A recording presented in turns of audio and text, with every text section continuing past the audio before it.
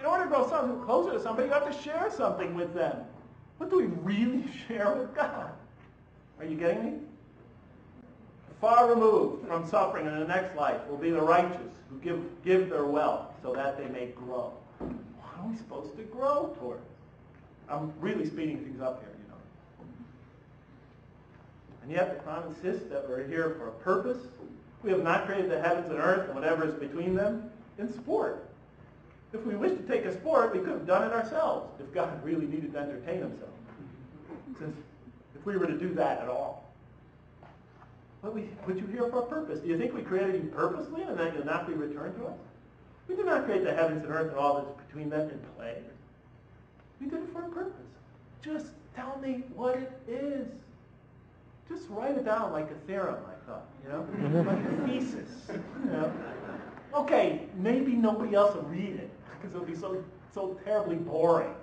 They won't understand it. I'll appreciate it. Write it down like a philosophical treatise. And I'll read it, I promise. You know, that's what I was thinking.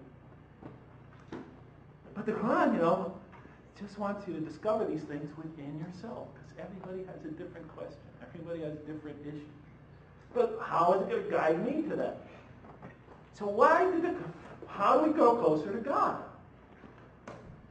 And why do we grow closer to God? And what's the whole purpose of it all? And then I remember these verses. Yet there are men who take others besides God as equal, loving them as they should love God. But those who believe love God more ardently. Another verse, if you love God, follow me, and God will love you, and forgive your faults, for God is the forgiving, the merciful.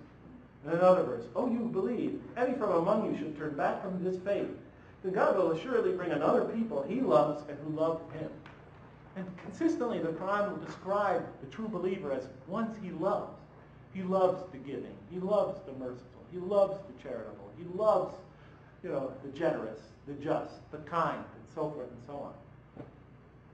Okay, so we're here to grow to God and to develop a relationship of love with God, to turn to God in love, and he turns to us in love, and we form this very intimate relationship with God.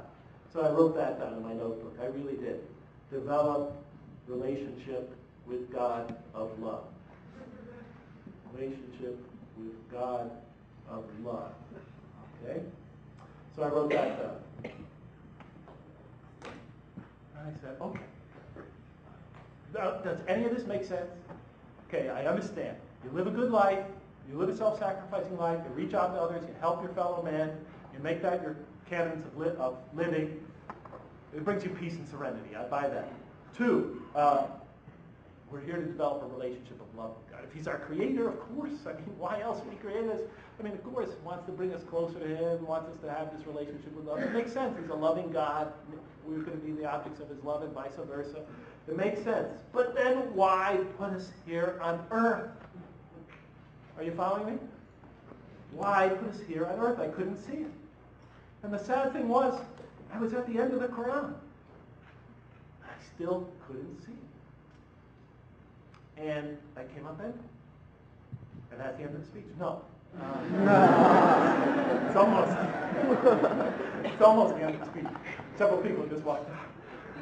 But it's not quite the end of the speech, but it's almost the end of the speech. Because then it came upon me very quickly. But, you know, I was sitting there in Diamond Heights one day thinking, you know, I had finished the Quran. I couldn't find the answer.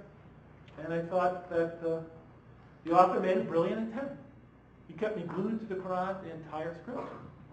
I finished it in about 2 months. I used to read it while walking up and down the hills of Diamond Heights. My friends that would see me thought I was nuts. Jeff, what are you doing? I'm reading. While walking? Yes. What are you reading? The Quran. Are you nuts? Well, in any case. But still, I came up empty. And that was a hollow victory, I'll be honest with you. I had no sense of satisfaction, even though I was an atheist. Because honestly, to be honest with you, this is not an argument or anything, but there were moments when I was reading the Quran, I was so sure that that voice reaching out to me was God. I felt like it had awakened a spirituality in me that I had long denied. I felt a connection to that voice.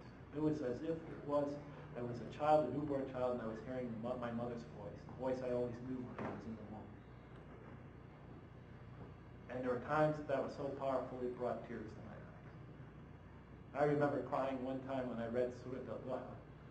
I cried for a good 15, 20 minutes after reading that passage, that surah.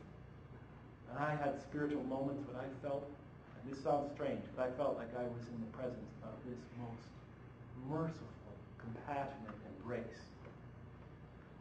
It was like I was being hugged, by this infinite hug. And it used to make me cry. And I used to fight it and try to step on it and think, what's psychologically happening to me here? God, get rid of this. This cannot be real. I don't even believe in you. Leave me alone. But like I said, there was no hollow victory. But I just felt that the author, as brilliant as he was, fell short where everybody must fall short in such a tense, and that is that infinite gulf between God and man and humanity. It's impossible to bridge that gulf. And so I gave up on the Quran. And I decided, here I am in San Francisco, the most romantic city in the world, and Montreal reminds me a lot of it, to tell you the truth. It's like being in San Francisco again. But one of the most romantic cities in the world, and I thought, the ratio of straight men to straight women was like 1 to 10 there. I decided it's time to stop thinking about all this theological stuff and enjoy the real purpose why I came to San Francisco. Honestly. So I decided to go for all the gusto, and here I was, trying to enjoy San Francisco, and this experience of crime just wouldn't leave. It was haunting. And one night I'm sitting in Diamond Heights, watching my two favorite football teams, the Green Bay Packers and San Francisco 49ers, slug it out. And I was waiting for this game. They're both title contenders.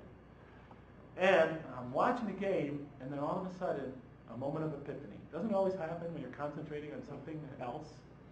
It came to me, The Quran tells us a great deal about God and a great deal about man, and what man's purpose is and what God's purpose is. And I began to write down what it said.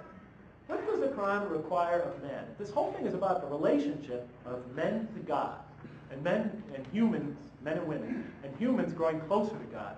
I thought, what does the Quran require of the true believer? How does it want him to grow? And I began to think very rapidly.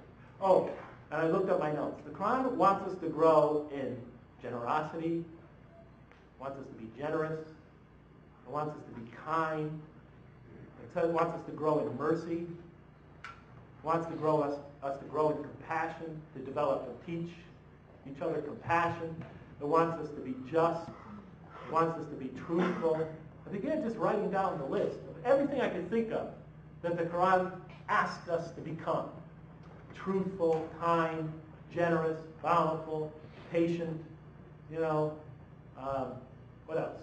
You could tell me, guys. Defenders of the weak and the oppressed, defenders of others, of the weak and the oppressed. Wisdom, right? What's that? Peaceful. Loving. Loving. In general, beautiful. Right? What the Quran describes as beautiful. This list goes on and on.